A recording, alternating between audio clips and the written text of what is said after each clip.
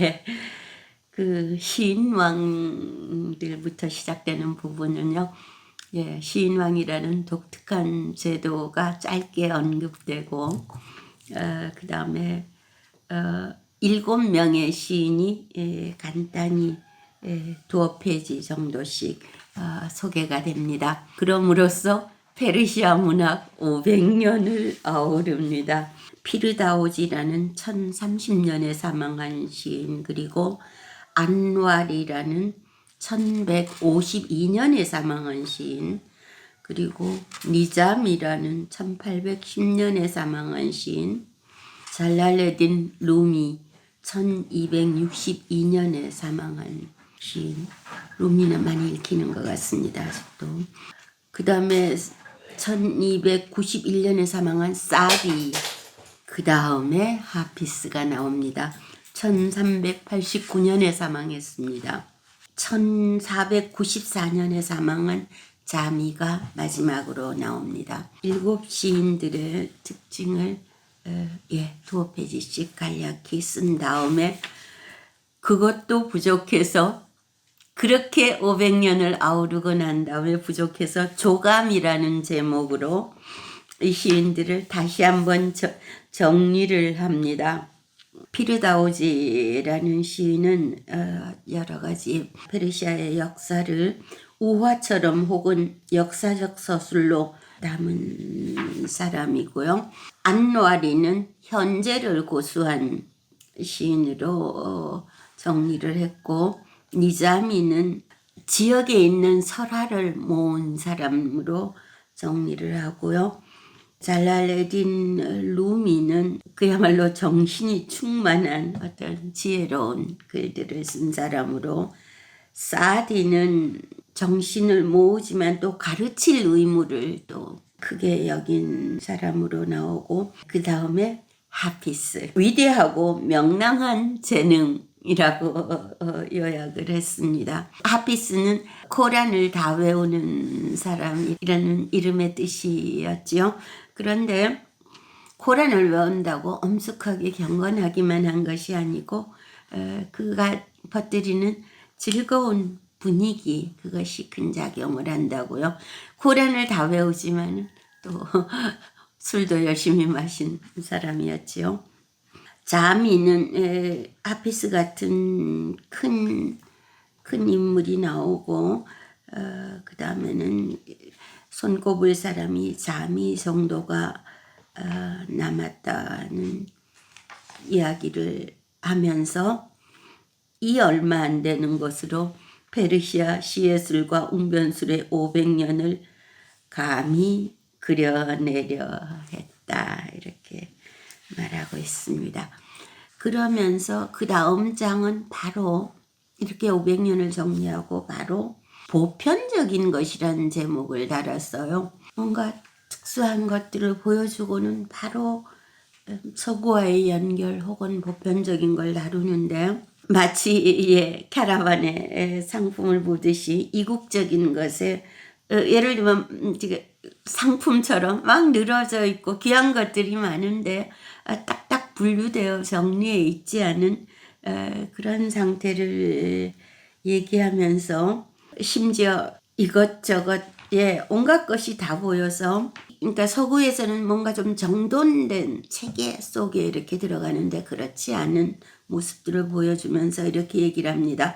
나아가 오리엔트 시인들은 우리를 지상으로부터 하늘까지 들어 올렸다가 아무렇지도 않게 다시 내동댕이 치든지, 거꾸로 내동댕이 쳤다가 다시 들어 올리기도 한다. 썩어가는 개의 시체에서도 니자미는 도덕적 성찰을 끌어낼 줄 안다. 우리를 놀라게 하고 또 즐겁게 하는 성찰이다.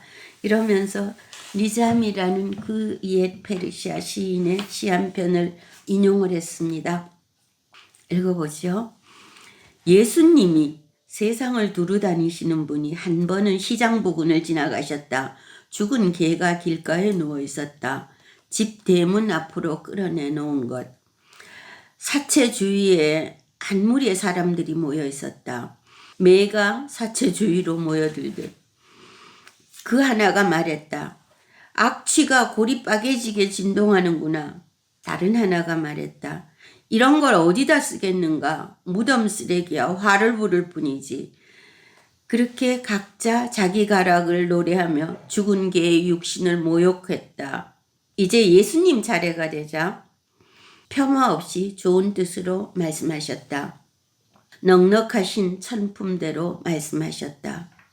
이가 진주처럼 희구나.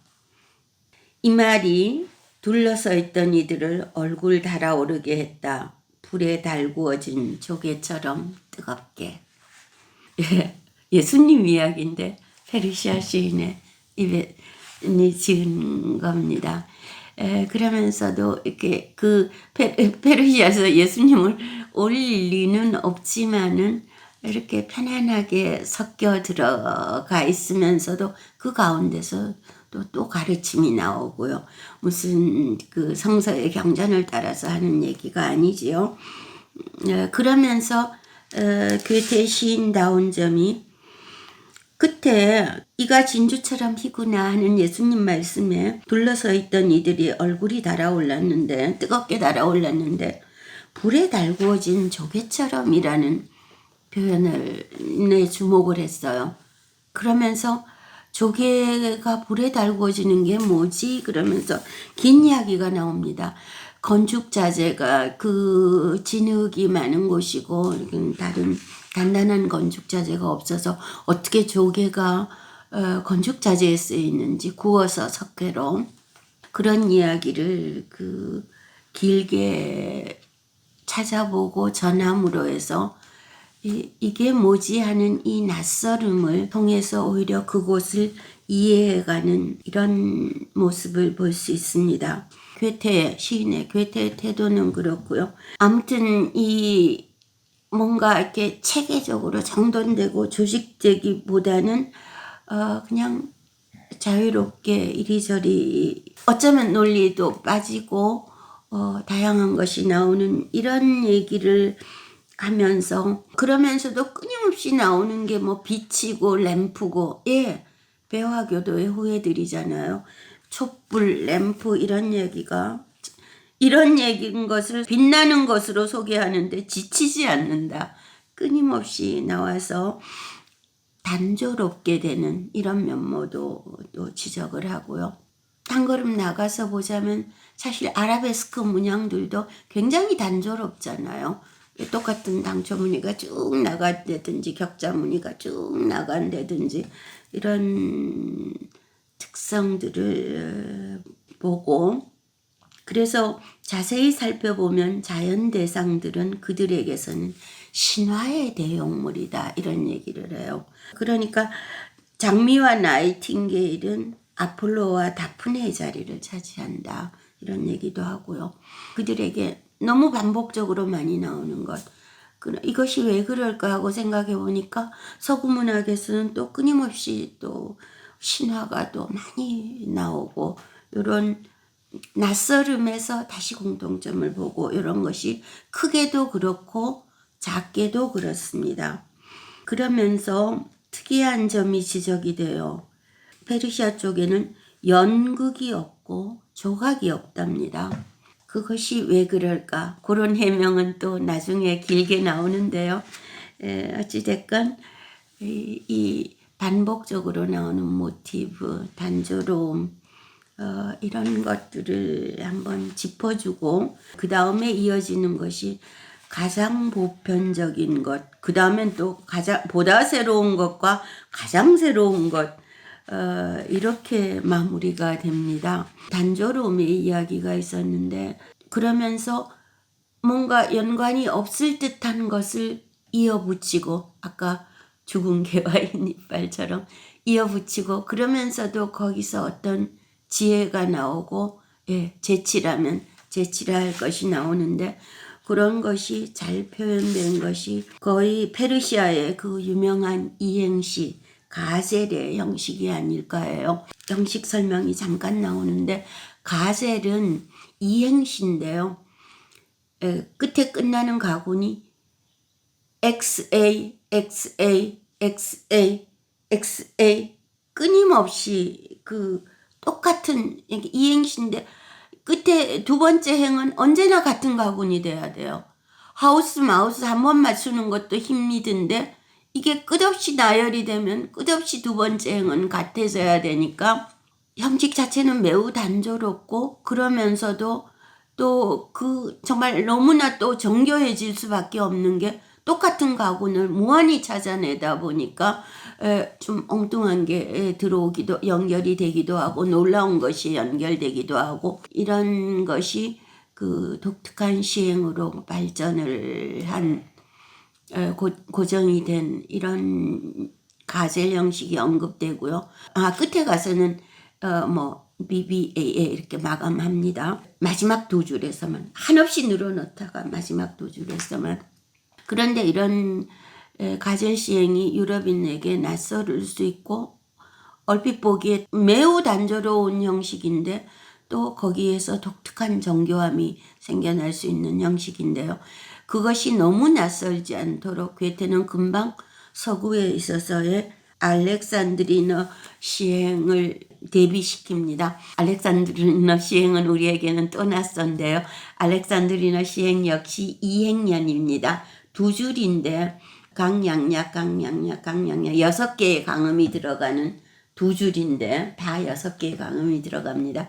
근데 두 번째 줄에서는 세 번째 강음 다음에 야금이 없이 뚝 끊어지고 다시 강음, 양약, 강양약 이렇게 되는 시행이거든요. 그래서 거기서 어떤 터닝 포인트가 돼서 중요한 내용이 나오는 그런 시행입니다. 예를 들면 우리 시조를 봤을 때도 34343434 하다가 3543 하는 데서 뭔가 독특한 전환이 일어나잖아요.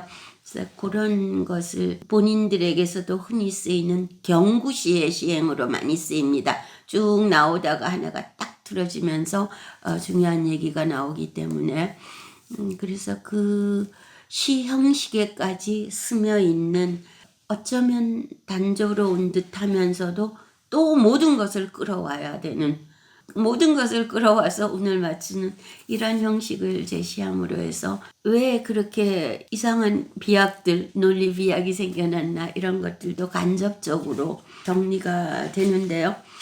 그러면서 보다 새로운 것, 가장 새로운 것에서는 이 독특한 문체 또 거기에 담긴 정신이 이렇게 상이한 것들이 오다 보니까 경우에 따라서는 충돌도 일어나고 위트도 발생이 되고 이런 면모들에 주목해서 이런 똑같은 문체가 시에만 쓰인 게 아니고 공문서에까지 쓰이고 그야말로 영원히 쓰여서 아주 기나긴 인용문이 나옵니다. 무슨 인용문인고 하니 괴테가 바로 살던 그때요. 이것이 쓰이는 시기 책 발행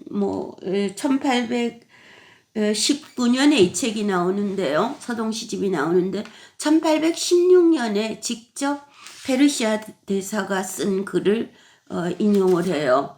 그런데 그 옛날 글 인용한 거하고 거의 차이가 잘 느껴지지 않을 만큼 이 근본적인 어떤 쭉 단조롭게 가는 거는 가면서도 또 대담한 비유들이 들어가고 낯선 것이 일어나고 이런 것들을 이게 옛날 이야기면서도 페르시아 500년만이 아니고 지금 현재 당대까지 이어지는 그런 문체적인 특성으로 정리를 해요.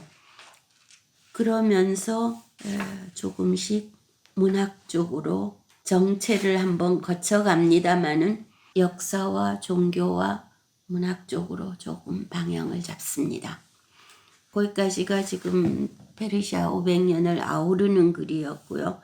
그 다음에 가젤이라는 이런 걸 얘기했지만은 근본적인 페르시아 문학으로 들어가는 것이 다음 목금부터 시작이 됩니다.